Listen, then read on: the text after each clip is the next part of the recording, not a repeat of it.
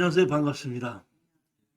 오늘 정규 강의를 시작하기 전에 그 3월서부터 이 강의 시간이 좀 조정이 되는 거고 바뀐 게 있어서 그 안내 말씀부터 먼저 드리고 하겠습니다. 원래 저희 과정이 그 과정이 세 개였는데 하나는 뭐냐면 정규 과정으로서 제가 책을 쓴 거 6권을 가지고 강의하는 과정이 하나가 있었고, 그다음에 추천 물건 하는 강의가 있었고, 그다음에 뭐가 있냐면 스타렉스 타고 현장 답사 가는 과정이 있었어요. 세 개가 있었는데 코로나 때문에 그 버스 타고 같이 다니게 못했는데 코로나 때문에 없어졌었어요. 그 다음에 그리고 강의도 2번 하는 것이 아니라 한 번만 했었거든. 다 이렇게 꽉 차게끔.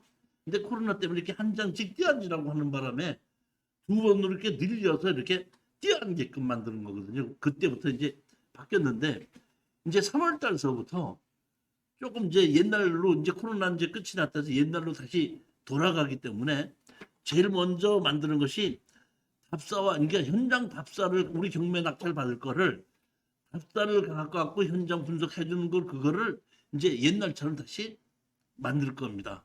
그러니까 그것도 한 달에 2번인데 매월 둘째 넷째 수요일 날 오전 10시부터 6시까지인데, 오전 10시에 어디서 만나면 그 양재동 시민의 숲이 있죠. 그 시민의 숲 주차장에서 제가 스타리아를 갖다 놓고 이제 기다리면은 그날 이제 같이 타고 현장 답사를 경매 물건 할 걸 도는 거를, 그거를 이제 한 6시 정도로 해갖고 하루 돌아오는 걸로 그렇게 하는데, 그거를 매월 둘째 넷째 수요일 날 이제 할 예정입니다. 그렇게 해서 다시 이제 3월 달서부터 이제 시작할 예정이고, 가서 보게끔 되면 이렇게 제가 설명도 드리고, 이게 옛날에 했던 거거든요.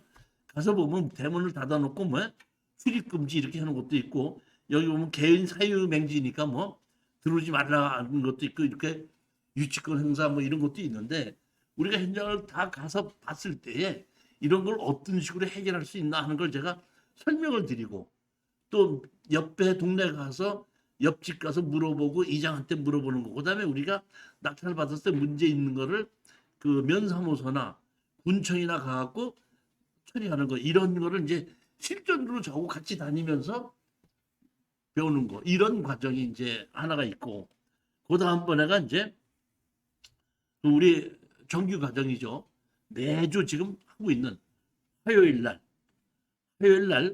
이제 이 하는데, 지금은 지금 오후 2시서부터 해갖고 5시 30분에 끝났고, 아니 2시서부터 해서 4시 30분에 끝나고, 저녁에는 6시 반에서부터 9시에 끝났는데, 3월 달서부터는 오후 3시서부터 시작을 하고 저녁에는 7시에 시작을 해서 7시 9시 반에 끝나는 거니까, 지금 다음번에 오실 때는 그 다음 달 3월 달에 오실 때는 7시 오시면 되는 겁니다. 지금 그렇게 해서 이 과정을 돌아가면서 계속해서 하고 있거든요. 보게끔 지금 3월 달에는 소송경매, 그 다음에 4월 달에는 토지개발 1, 5월 달에 토지개발 2, 그 다음에 6월 달에 맹제 건축법상 도로 만들기, 7월 달에 농지경매, 8월 달에 특수경매하면 6과목이 한 텀이 다 돌아가는 겁니다. 근데 이것이 특수경매가 끝이 나고 나면 또 다시 맨 처음으로 다시 돌아갑니다. 소송경매로 이렇게 들어가기 때문에, 여러분이 6과목을 한꺼번에 60만 원에가 다 들으신 분은 1년 동안, 그러니까 한 번 듣고 또 한 번 더 들을 수 있다, 이런 얘기입니다. 이게 대부분이 그 이 경매가는 특수한 걸 설명을 하다 보니까 한 번 강의를 들어가고 잘 모르고 잊어먹기 때문에 그냥 한 번 더 듣게끔 한 거고, 가장 중요한 것은 제가 근 한 20여 년 동안을 경매 강의를 쭉 했었는데, 대부분의 경매 학원에서 강의를 하는 것이 보통 보면 2달에서 3달이에요. 그러면은 약 2개월에서 3개월간의 권리 분석도 강의 듣고 뭐 다 강의 듣고 나서 입찰하나 조금 알만하게끔 되면 강의 시간이 끝나는 거거든요. 그래서 집에서 한 열흘이고 한 보름이고 한 20일, 한두 달 그냥 지나면은 강실에 들어갔던 걸 다 잊어먹어. 그러니까 예전에 저한테 강의를 들으셨던 분 중에서 한 실질적으로 입찰에 들어가시는 분들은 4, 5%밖에 안 되더라고요. 뭐 이걸 상식으로 강의를 들으려고 한 것이 아니라 자기가 입찰에 들어가려고 했는데 너무 빨리 끝나다 보니까 집에 가서 있다 보니까 이게 안 돼요. 그 입찰을 못 들어가기 때문에 제가 이걸 좀 강의 시간을 늘려야겠다 싶어 갖고 일주일에 2번 하던 것을 일주일에 1번으로 바꾸고 6개월 과정으로 만들어 놓고 그걸 다시 한번 재등록할 수 있게끔 되면 여러분들은 등록하면서부터 1년 동안을 계속해서 나오실 수가 있거든요. 제가 1년 과정으로 바꿔놓고 나니까 80% 이상이 낙찰을 받더라고요. 오랫동안 잊어먹지 않고 계속 하게 되다 보니까. 그러니까 이 강의는 여러분이 등록을 하시게끔 되면 1년 동안을 계속해서 들어오셔도 되고, 그 다음에 보면 시간도 오후 3시 시간도 있고, 저녁 7시 시간도 있으니까 아무 데나 편한 대로 오시고, 잊어먹지 마시고, 한 1년 동안 계속 들어봐서 이걸 거의 내 생활할 정도로 아실 수 있게까지 들어야지 경매 입찰에 들어갈 수 있다. 그런 얘기입니다. 자, 그렇게 하고, 그 다음 배가 이제 정규 과정이 끝이 나고 나면 이제 보면 제가 특수 경매 추천 과정 해갖고 이것도 4개월에 60만 원씩을 받다가 이것도 4개월 동안에 낙찰 못 받는 사람들이 한 6, 70%더라고요. 그래서 안 되겠다 싶어갖고 이것도 4개월엔 60만 원이지만은 1년 동안을 신청하면 120만 원을 받으면서 1년 동안 강의를 듣는 사람 중에서 90%가 경매 낙찰을 받는 겁니다. 그렇기 때문에 이 추천 물건 강의가 있어. 이렇게 제가 경매 물건을 추천하고 권리 분석을 해드리면은 절대 여러분들은 서두르지 마시고 한 5, 6개월 정도까지는 경매 물건은 특수 물건을 골라드리는 걸 잘 들어보시고 그 다음에 여러분보다 빨리 입학하신 분들은 지금 낙찰을 받거든요. 벌써 한 6개월 전, 1년 전에 하신 분은 지금 우리 수강생 중에서 보통 보면은 한 2년에서 3년 정도를 다니신 분들이 상당히 많아요. 오랫동안 다니시는 분들이. 그럼 그분들은 계속해서 낙찰을 받거든요. 그러면 그분들이 낙찰을 받으면서 뒷마무리를 어떻게 하고 빠져나오라는 걸 옆에서 같이 이렇게 보면서 저렇게 하면 되는구나 하고 본인이 자신이 생겼을 때 입찰에 들어가라 이런 얘기입니다. 그러니까 처음에 제가 1년이라고 했는데 6개월 정도는 입찰에 들어갈 생각하지 마시고 보시기만 하고 느끼시만 하세요. 그러고 나면 6개월 동안을 하게끔 되면 여러분 그 같은 수강생들이 한 수십 명이 낙찰을 받을 거예요. 그럼 그분들이 이제 얘기도 하고 설명도 하고 그럴 텐데 그리고 그거 보고 내가 낙찰을 받았을 때는 뒷마무리 이렇게 해야 된다. 낙찰 받는 것이 중요한 게 아니라 낙찰 받은 걸 팔고 나와야 되지 않습니까? 여러분들이 가장 중요한 것은 뭐냐면은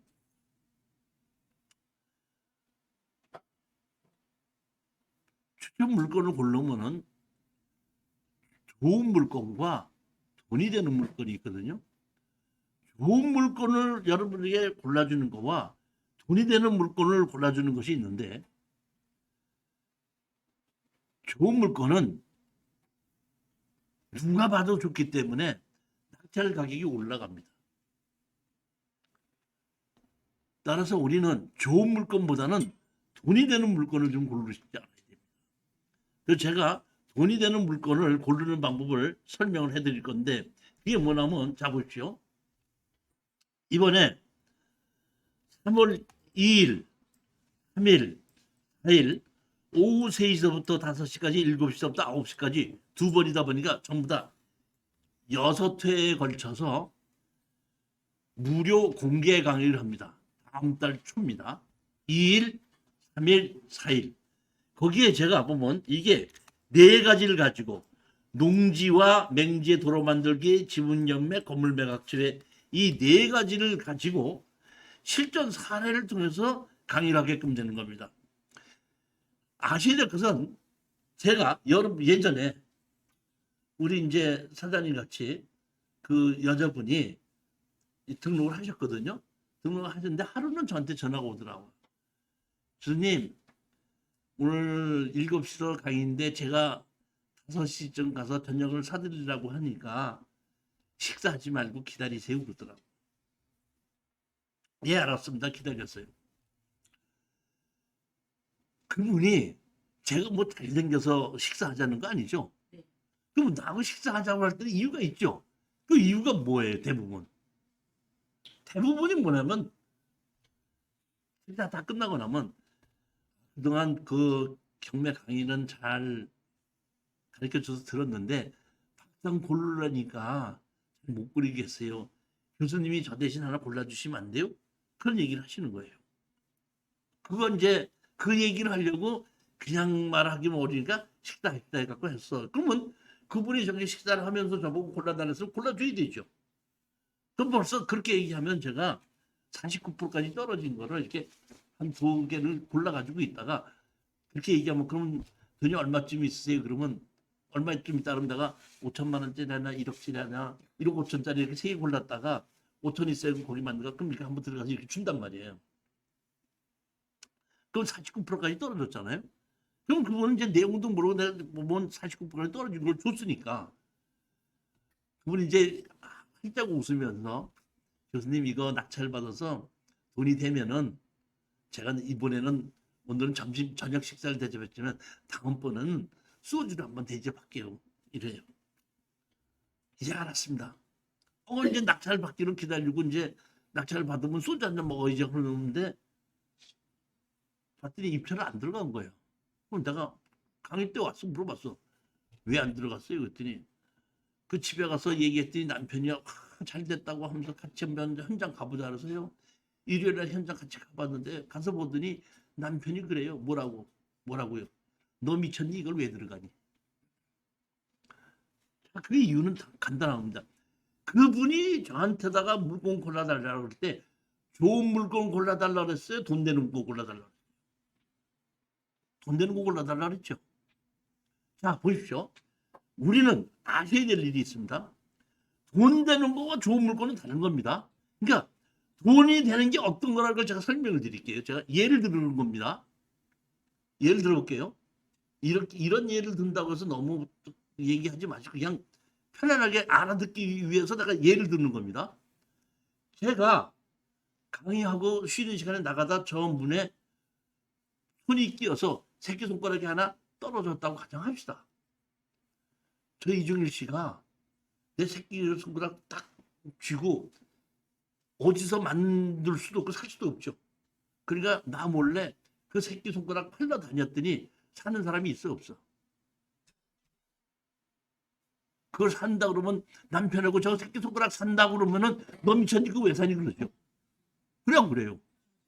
근데 만약의 경우에 그분이 여러분들한테 팔라고 하지 않고 나를 찾아와서 너 이 새끼손가락 필요하지 않냐? 그럼 난 사야 돼 안 사야 돼요? 사야 되죠. 그러니까 여러 명이 필요한 물건은 좋은 물건이고 한 사람이 반드시 그 물건이 있어야 되는 물건은 돈이 되는 물건이에요. 무슨 얘기인지 아셨죠? 그러니까 좋은 물건을 고르지 말고 우리가 고를 때는 내가 이것을 샀을 때는 이 사람은 이게 필요할 것이다. 그러니까 이 사람한테 가면은 이 사람이 살 수밖에 없다. 이런 물건을 골랐을 때는 돈이 된다는 겁니다.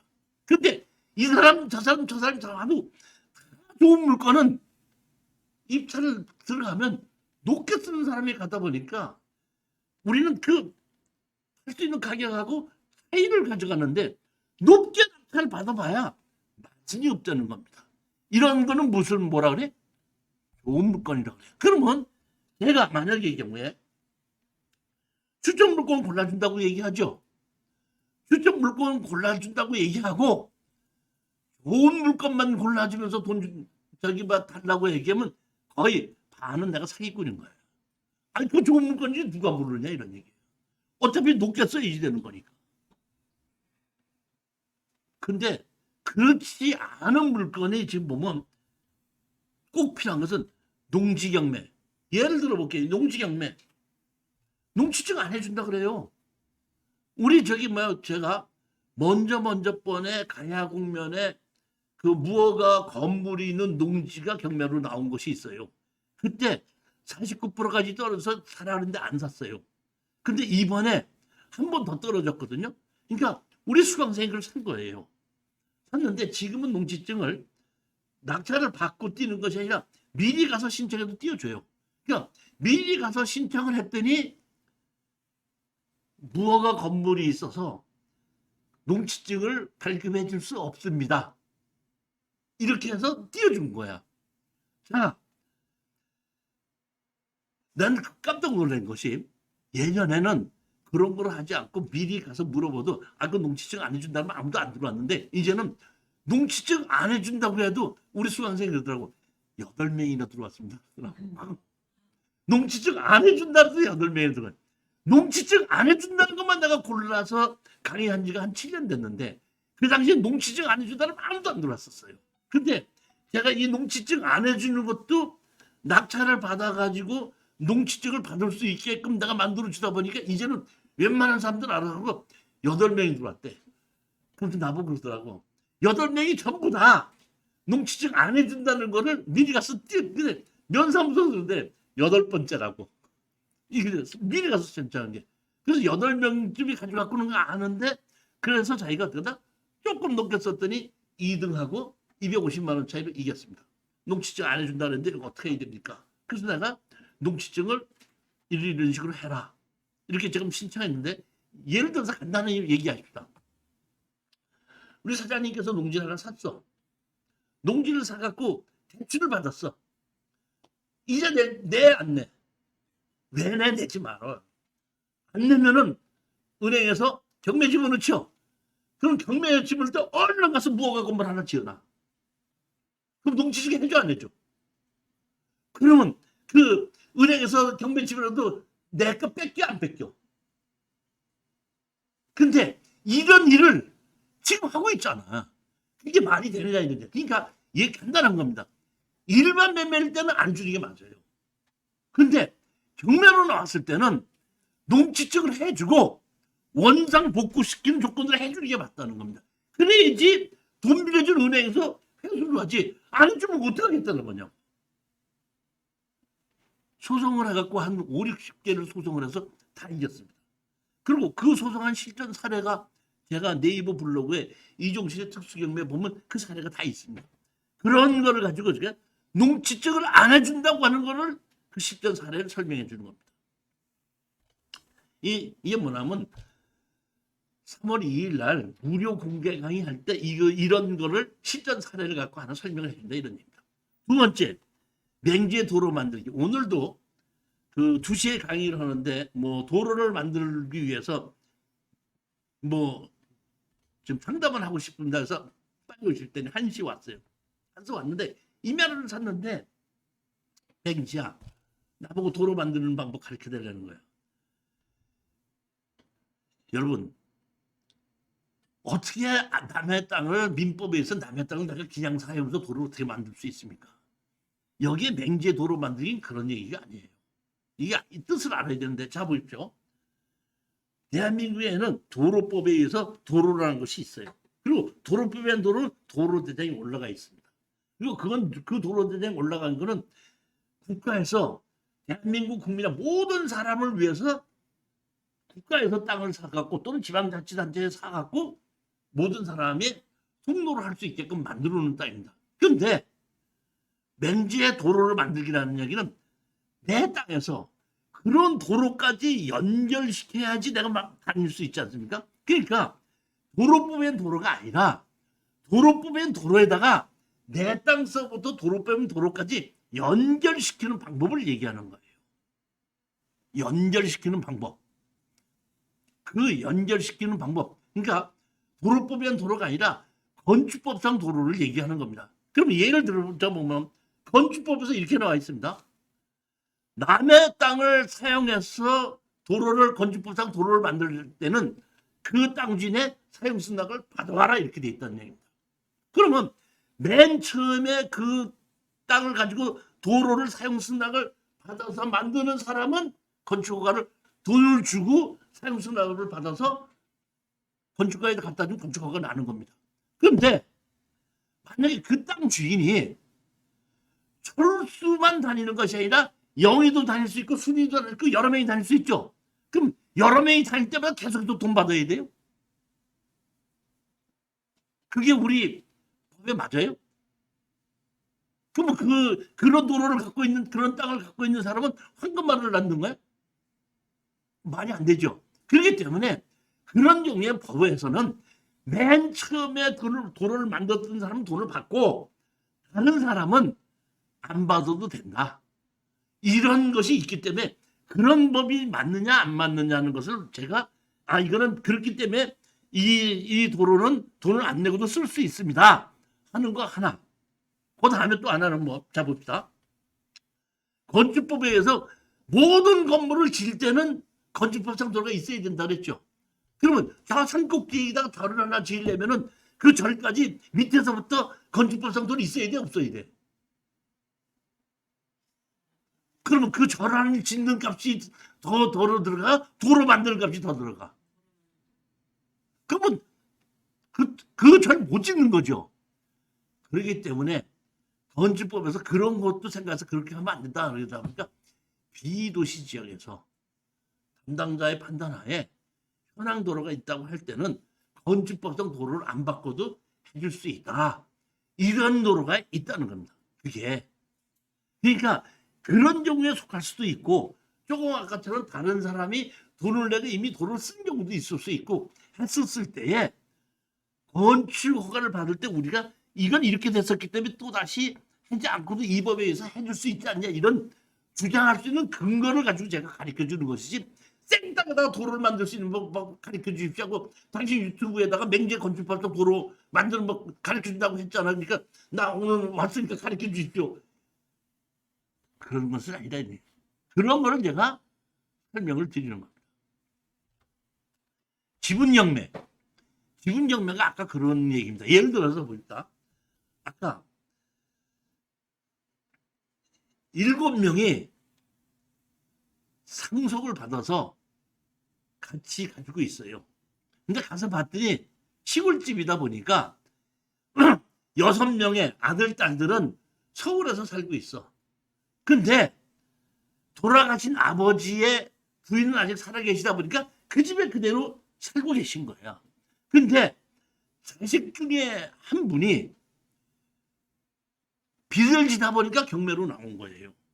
그러면 제가 7분의 1 경매로 나왔죠. 그러면 우리가 낙찰을 받은 사람으로서 7분의 1을 받은 사람으로서 민법에 의해서 뭐냐면 공유물 분할을 청구할 수 있다 그랬죠. 그럼 우리는 다 팔아서 나누자고 분할 청구할 수 있지 않습니까? 그러면 거기에 살고 있던 노인네는 누구네 집에 가야 돼요? 누구네 집 가? 그 팔면은. 그러면 자식들은 상속을 받았으니까 1분의 1씩 법원에서 팔게끔 되면 배당이 나오지 돈이. 그러니까 배당 받으면 끝나요? 배당 받으면 끝나는 것이 아니라 거기에 아직 어머니가 살고 계시니까 어머니를 누군가는 책임져야 될 거 아니에요. 그럼 누구네 집 가냐면 제일 큰아들네 집 가겠죠. 그러니까 아까도 얘기했지. 새끼손가락 반드시 사는 사람이 있다 그랬죠. 우리가 내 집은 산다 이런 얘기입니다. 왜? 어머니 돌아가실 때까지 거기 그 집에서 그대로 살게 해야지 다 팔아서 나누자고 하게끔 되면은 그 시어머니가 자기네 집 온다 이런 얘기야. 그러니까 그럴 수 있게끔 새끼손가락인데 딱 사야 될 사람이 있느냐 없느냐 그거를 권리 분석을 어떻게 하느냐는 걸 설명해 주는 거예요. 지분에서.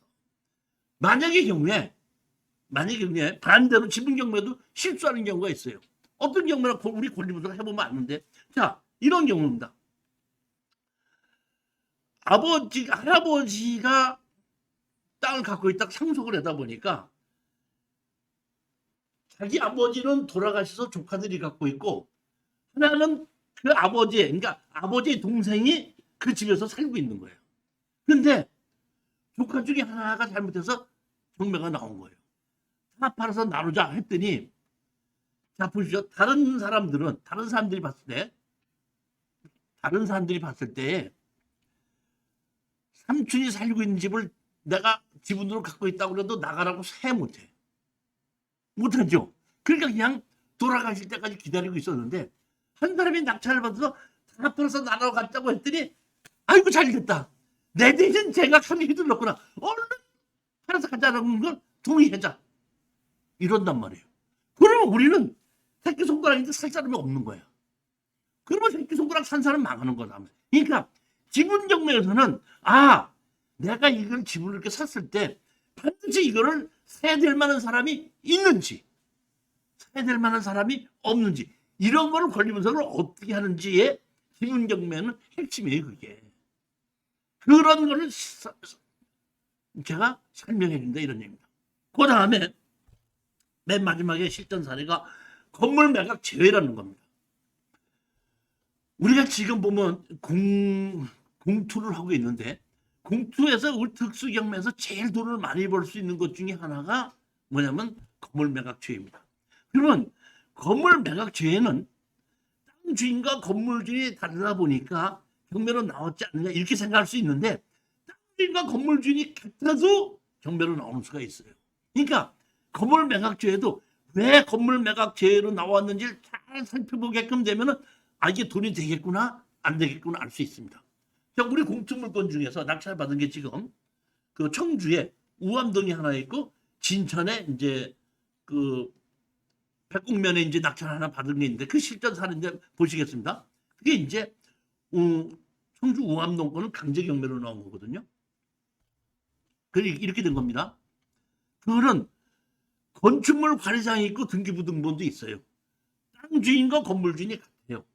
그래서 그 경매로 집어넣었더니 판사님이 건물은 빼놓고 땅만 경매로 집어넣으라 한 건데 왜 권리분석을 그렇게 했냐면은 그 강제 경매인데 어떻게 했냐면 옛날 집이 있었던 건데 거기를 사가지고 하신 분이 싹 리모델링을 하는 거예요.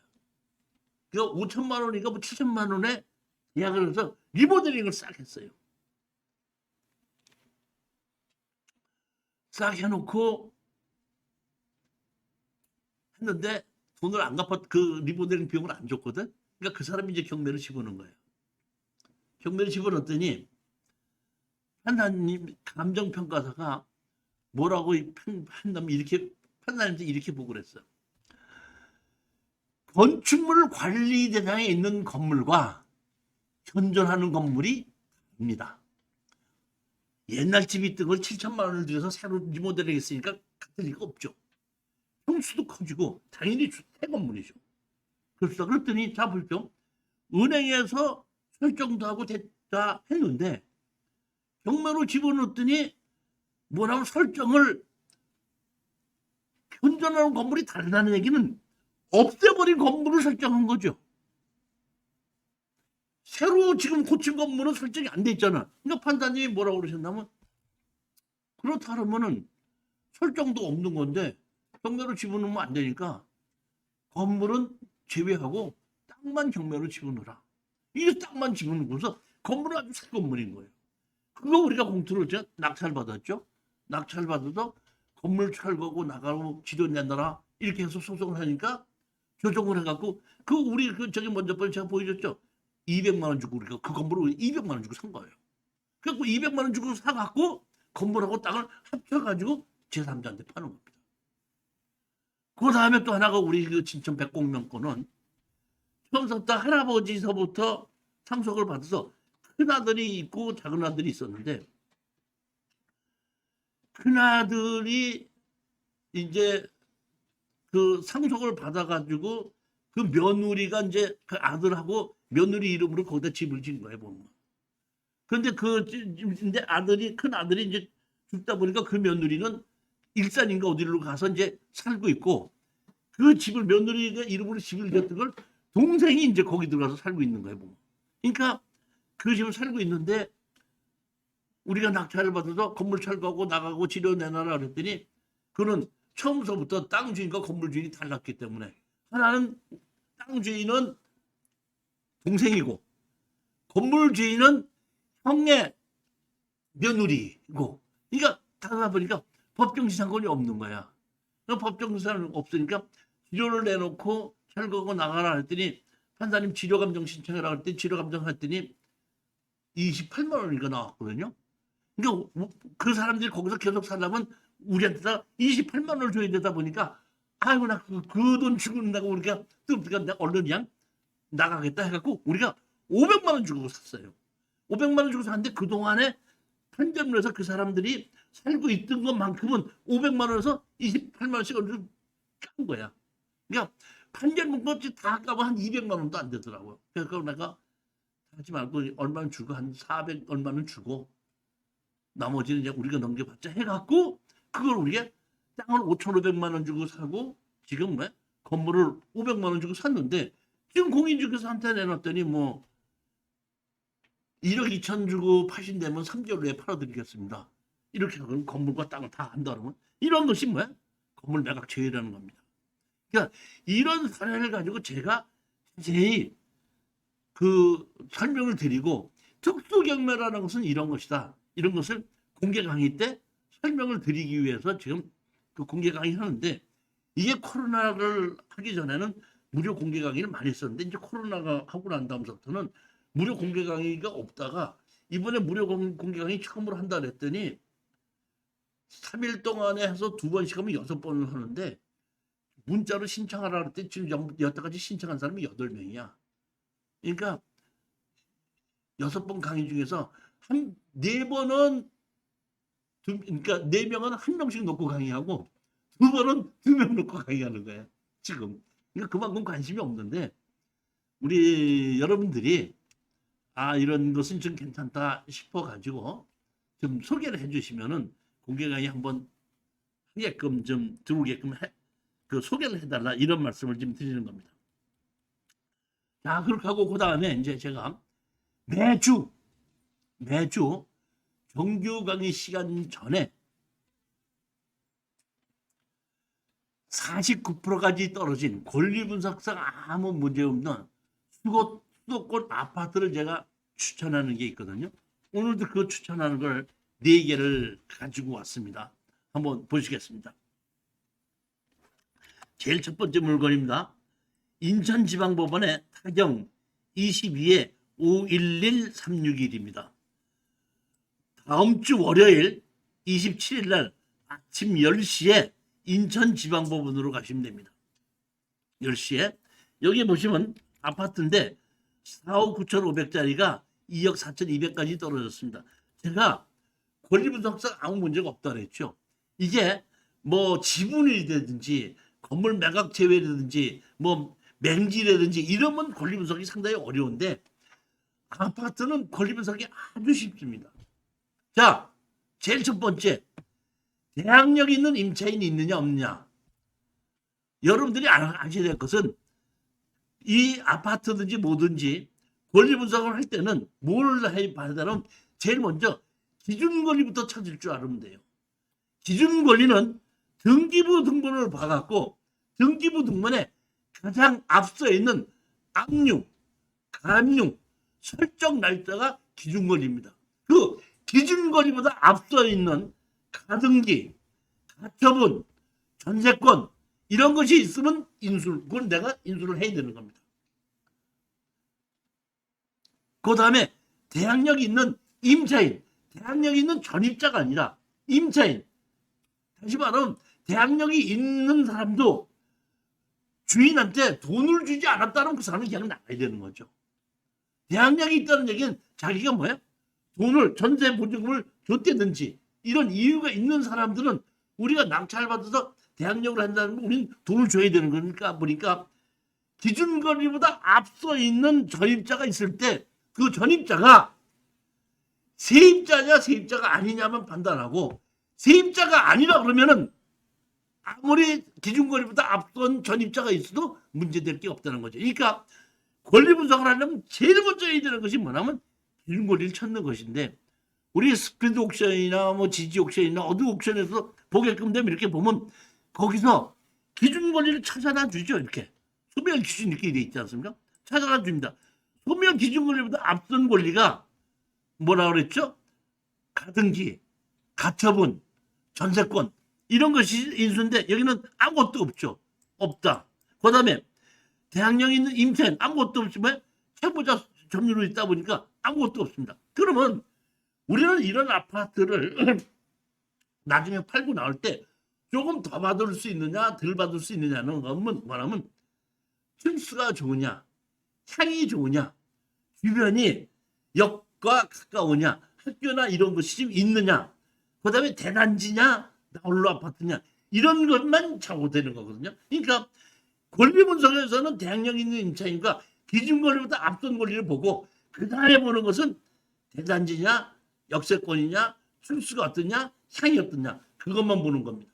그것만 보고 조금 더 높게 쓸 것이냐, 낮게 쓸 것이냐 이것을 가격을 그걸 가지고 결정하는 겁니다. 여기 보면 자 102동에 얼마? 608호죠. 소유자 가족만 있죠. 그러니까 이거는 기준 권리보다 앞선 전입자는 있지만은 피해를 준 사람들은 아니죠. 그러니까 이 사람들은 낙찰받으면 나가야 된다 이런 얘기고, 그 다음에 기준 권리가 뭔 여기 근저당 설정이죠. 설정인데 그 앞선 것은 아무것도 없죠. 그러다 보니까 이유정리라는 사람 하나다 보니까 대항력 있는 임차인도 없다 이런 얘기고, 그 다음에 등기부등본에도 넘어오는 거 없다 이런 얘기입니다. 자 보시게끔 되면 좀 그래도 큰 아파트죠. 간석동에. 그리고 어떻게 한다? 간석역하고 372m 떨어져 있는 거니까 이거는 층수도 6층에다가 역세권이 있다 보니까 이거는 49%까지 떨어졌지만은 먼저 번과의 가격을 어떤다? 먼저 번 중간 이상으로 좀 써야 되겠다. 이런 생각을 하고 가격을 결정하시면 되는 거죠. 자, 두 번째 물건을 보겠습니다. 이번에는 뭐예요? 안양지원인데 강제경매입니다. 2022 타경 1016719 2월 28일입니다. 10시 30분에 수원지방법원 안양지원으로 가셔야 됩니다. 그런데 이건 또 아파트인데 보시게 되면 5억 5,200이 두 번 떨어졌는데 아까는 30%까지씩 떨어졌는데 이번엔 뭐예요? 20%씩 떨어졌죠. 64%밖에 안 되는 겁니다. 20%씩 떨어진 거는 세 번 떨어져도 51%예요. 그러니까 이거는 아까 것보다는 상당히 가격이 덜 떨어졌기 때문에 이거는 낙찰가를 그렇게 높게 쓰면 안 된다 이런 얘기입니다. 자 여기 보면 채무자 점유, 그다음에 근저당이 아무것도 문제 없죠. 권리 분석에서도 보면은 502호인데 1층 103호죠. 103호라는 얘기는 1층이라는 얘기죠. 그러니까 층수도 낮으니까 이거는 층수 자체도 별로 좋은 건 아니죠. 물론 아파트에서 1층이 있는 경우에는 어린이집도 할 수가 있죠. 그러니까 그런 좋은 점이 있지만은 다른 사람이 어린이집을 하고 있다 그러면 이쪽에서 못 하는 거죠, 보면은.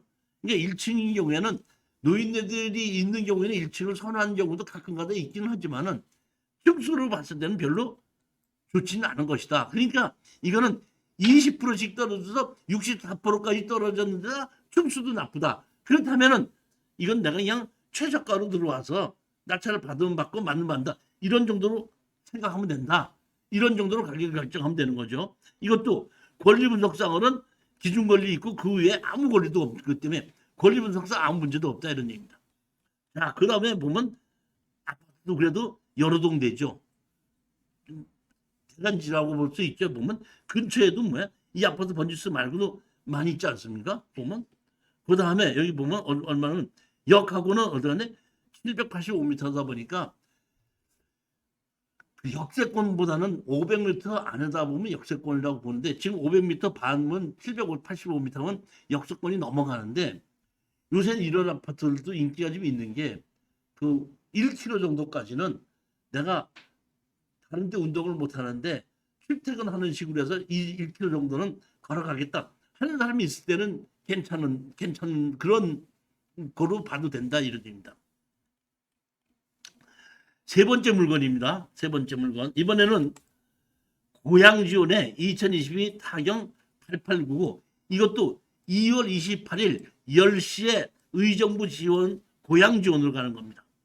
이거는 아파트가 얼마냐면은 3억 천인데 1억 4,700까지 떨어진 겁니다. 누군지 몰라도 보면은 그 2억 8,100만 원에 낙찰 받았다가 미납을 하고 3차까지 떨어져서 지금 뭐 1억 4,700까지 떨어진 겁니다.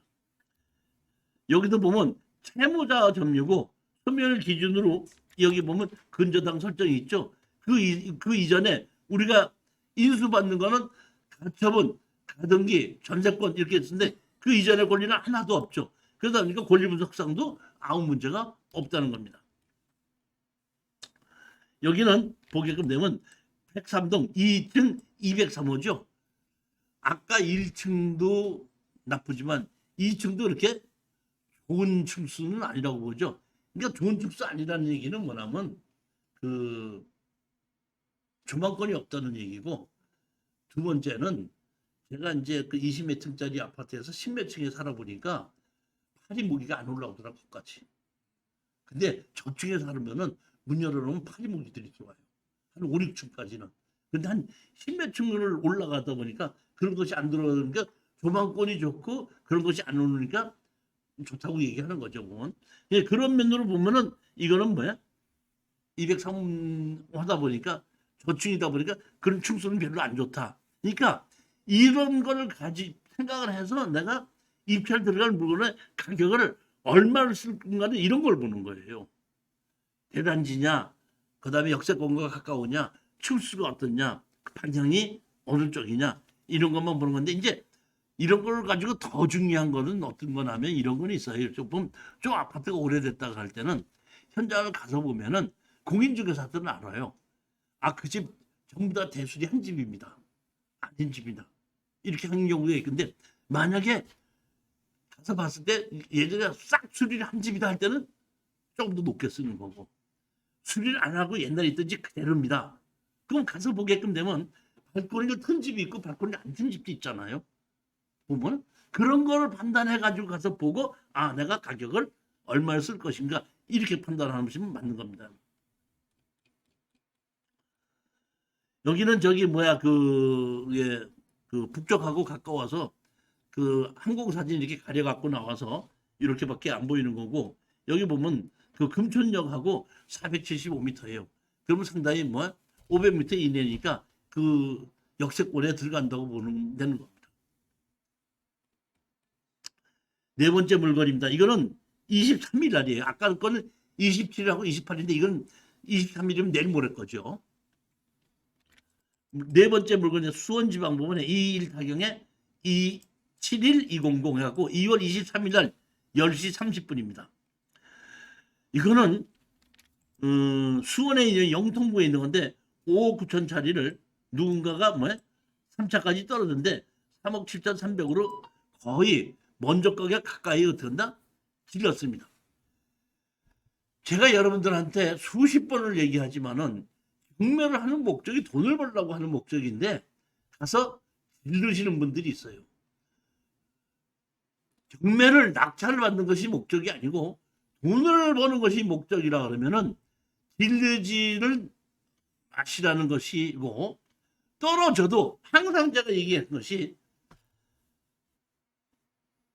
버스를 놓치니까 리무진이 오더라 하는 마음을 가진 사람이라야지 경매로 돈을 버립니다. 전투하듯이 저놈이 얼마 쓸 거야? 그럼 나는 얼마 써야지. 이런 식으로 가격을 결정하는 사람은 낙찰은 받을 수 있어도 돈은 못 번다는 겁니다.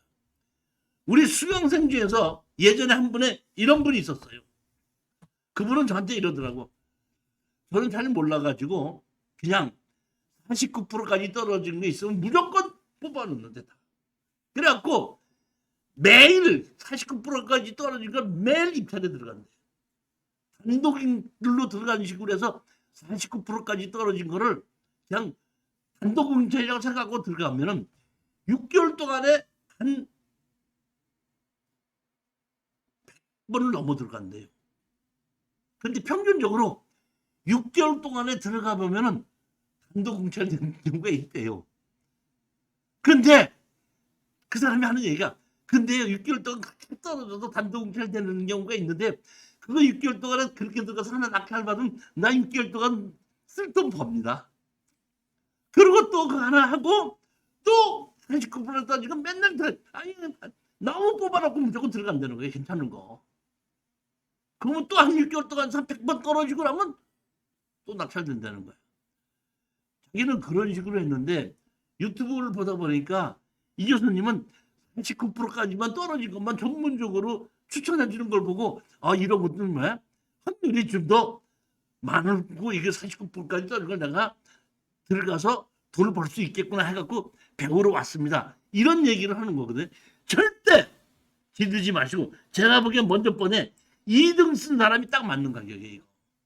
근데 2등은 3억 1천을 썼는데 이건 3억 7천을 썼죠. 그러니까 2등하고 한 6천을 더 쓴 거예요, 보면. 이렇게 뭐 하지 말라? 드지 말으라는 겁니다. 항상 아셔야 될 것은 이거예요, 보면. 내가 가지고 있는 돈이 한계가 있잖아요. 이런 거 하나 잘못 찔러 놓고 나면은 그 다음번에 좋은 물건이 나와도 돈이 없어도 못 사. 잘못 찔러 놓고. 우리가 돈을 1,000만 원을 벌어도 시원찮은 판국에 여기 보면 2억 8,900짜리를 치면은 2,890만 원 뛴 거죠, 지금. 내가 골라줘 갖고 2,890만 원이나 289만 원만 띄어도 너 물어내는 안 그래요?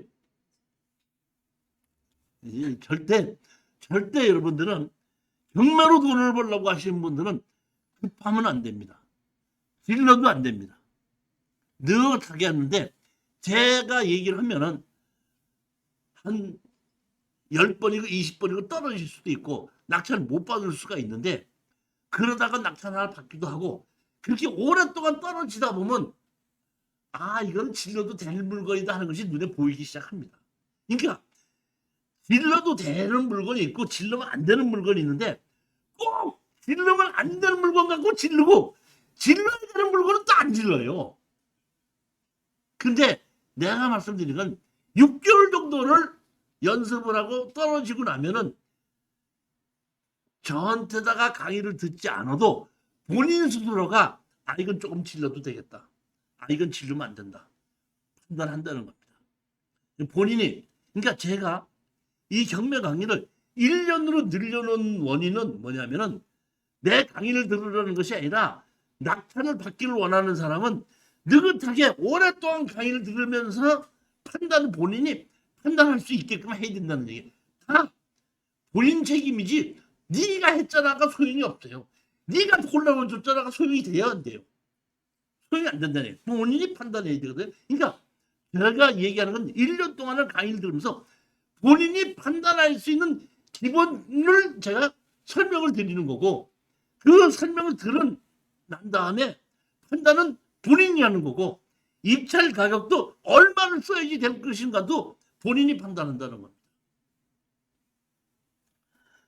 자, 오늘은 여기까지 제가 하고 다음 주에도 또 이렇게 그 19%까지 떨어진 걸 또 골라가지고 올 건데 이번에는 다음 주에 수요일 날이 3일짜리다 보니까 그날 물건이 없어가고 이렇게 몇 개 못 골랐어요.